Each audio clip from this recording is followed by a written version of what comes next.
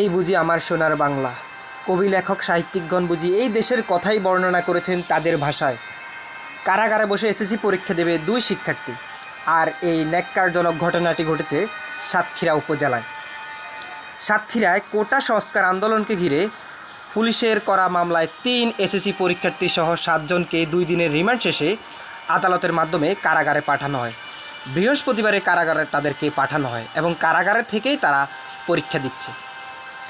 সেই 5 বছর থেকে পড়াশোনা শুরু করে দীর্ঘ 30 বছর যাবৎ একজন শিক্ষার্থী পড়ালেখা করে। তার জীবনের অর্ধেক সময় এখানেই অতিবাহিত হয়। একজন শিক্ষার্থী তার অধিকারের দাবি যদি তুলতে সে যদি জেল খাটতে হয়, এটা কেমন স্বাধীন দেশ যেখানে তার মত প্রকাশের স্বাধীনতা নেই? লজ্জিত আমরা, লজ্জিত জাতি আমরা। ছোটোবেলায় শিখেছিলাম শিক্ষা জাতির মেরুদণ্ড, কিন্তু এখন মনে হচ্ছে শিক্ষা নয়, রাজনীতি হচ্ছে একটা দেশের মেরুদণ্ড। তোমরা কমেন্ট করে জানিয়ে দাও তোমাদের মতামত।